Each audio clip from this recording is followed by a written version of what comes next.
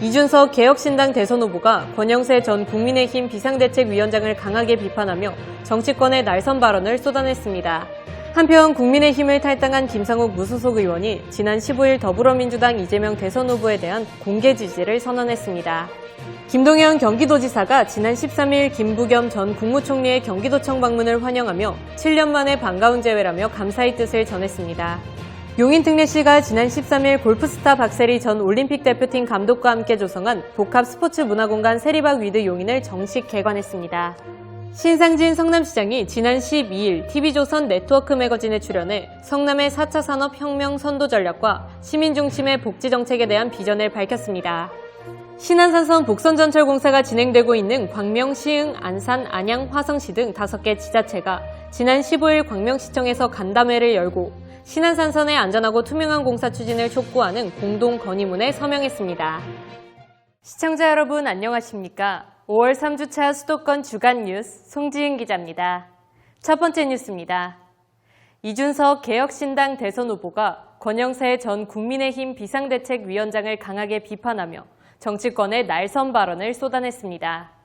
앞서 홍준표 전 시장은 지난 14일 지지자들과의 온라인 소통 채널인 청년의 꿈에 국민의힘은 도저히 고쳤을 수 없는 비열한 집단이라며 날을 세웠고, 이에 권 전 위원장은 자신의 SNS를 통해 이 당에서 2번의 대권 도전, 2번의 광역단체장 당선, 수차례 국회의원 당선을 한 분이 이제 와서 이러면 안 된다라며 타고난 인성은 어쩔 수 없나 보다라고 일침을 날렸습니다. 이를 본 이 후보는 자신의 SNS에 본인들이 러브콜을 보냈다가 응하지 않으니 이제 와서 인성을 문제 삼느냐며 그야말로 진짜 싸가지 없는, 국민 앞에 싸가지 없는 행위라고 거듭 비판했습니다. 한편 국민의힘을 탈당한 김상욱 무소속 의원이 지난 15일 더불어민주당 이재명 대선 후보에 대한 공개 지지를 선언했습니다. 김 의원은 이날 오전 국회 소통관에서 기자회견을 열고 이 후보는 보수의 가치인 사회의 내재 가치와 원칙을 지켜가면서도 포용과 품위, 책임감을 갖춘 후보라며 애국심이 투철한 정치인으로 보수의 기준에 따라 평가하더라도 가장 보수다운 후보라고 평가했습니다. 이에 대해 이재명 더불어민주당 대선 후보는 감사하게 생각하고 우리 당의 입당에 함께했으면 좋겠다고 답했습니다. 김동연 경기도지사가 지난 13일 김부겸 전 국무총리의 경기도청 방문을 환영하며 7년 만에 반가운 재회라며 감사의 뜻을 전했습니다. 김 지사는 이날 오전 도청 서이홀에서 김 전 총리와 지난 2017년 함께 일하며 많은 어려움을 함께 이겨낸 기억이 있다며 당시 김 전 총리의 협력과 배려 덕분에 큰 힘을 얻었다고 회상했습니다. 이어 총리님께서 추진하셨던 지방재정분권과 국토균형 발전의 거대 담론을 이제는 도지사로서 현장에서 실감하고 있다며 이번 방문을 통해 도청 직원들과 공직사회가 많은 것을 배우는 계기가 되길 바란다고 전했습니다. 이에 김 전 총리는 이번 선거 콘셉트는 경청이다. 현장에서 공직자들이 고쳐야 할 점, 경기도 현안 등에 대해 꼼꼼히 메모해 차기 정부 출범 때 반영할 수 있도록 하겠다고 답했습니다. 용인특례시가 지난 13일 골프스타 박세리 전 올림픽 대표팀 감독과 함께 조성한 복합 스포츠 문화공간 세리박 위드 용인을 정식 개관했습니다. 이날 이 시장은 축사를 통해 세리박 위드 용인은 스포츠와 문화예술이 함께 어우러지며 시민들께 즐거움을 드리는 전국에선 가장 독특한 형태의 복합문화 플랫폼이라며 시민 누구나 이곳을 찾아 스포츠와 문화를 향유할 수 있는 열린 공간으로 자리매김할 것이라고 말했습니다. 박 전 감독은 오랜 시간 품어온 꿈을 실현하게 된 세리박 위드 용인의 개관은 제게 매우 뜻깊고 감격스러운 순간이라며 이 공간이 만들어지기까지 많은 도움을 준 이상일 시장을 비롯한 시 관계자와 여러 후원사에 깊이 감사드린다고 말했습니다.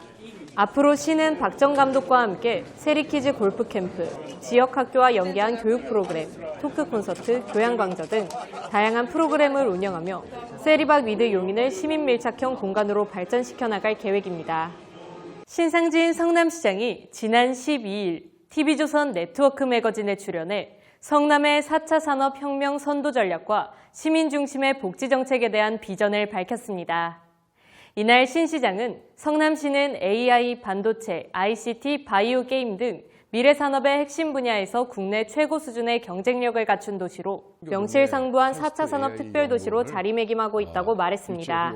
특히 오리 역세권 제4 테크노밸리 추진 상황에 대해 신 시장은 오리 역세권 제4 테크노밸리 개발 사업은 단순한 주거지나 상업지구 개발이 아닌 판교의 성공 모델을 확장하고 심화하는 형태로 첨단기술연구소와 기업 등이 모이는 4차 산업혁명 기술의 테스트베드로 만들 계획이라며 성남시 도시 전체를 대한민국 첨단 산업의 주요 거점으로 구축해 국가의 미래 산업을 설계하는 핵심 기지로 조성해 나갈 것이라고 밝혔습니다.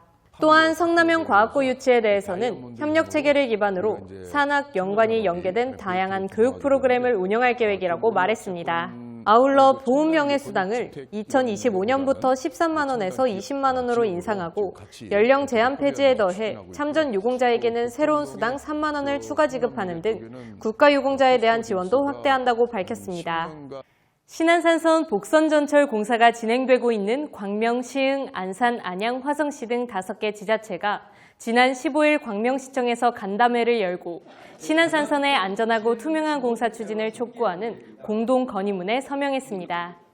이날 공동건의문에 서명한 뒤 박승원 광명시장은 시민 생명과 직결된 사안인 만큼 반복되지 않도록 근본적인 대책과 제도 개선이 따라야 한다고 강조했고, 임병택 시흥시장은 시민 생명이 최우선 가치인 만큼 지자체 간 협력과 감시를 통해 안전시공 문화를 정착시켜야 한다고 제안했습니다. 또한 이민근 안산시장은 지금 정부의 신속한 관리와 복구 조치가 무엇보다 절실하다며 대응을 촉구했고, 최대호 안양시장은 안전은 선택이 아닌 전제 조건이며 민관이 함께 참여하는 협의체가 반드시 필요하다고 주장했습니다. 정명근 화성시장 또한 신안산선은 교통인프라의 핵심이지만 그보다 먼저 확보돼야 할 것은 안전이라고 지적했습니다. 이에 따라 이번 공동대응에 참여한 5개 지자체는 향후 신안산선 사업의 안전하고 투명한 추진을 위해 지속적으로 협력하고 공동대응할 방침입니다. 5월 3주차 수도권 주간 뉴스 송지은 기자였습니다.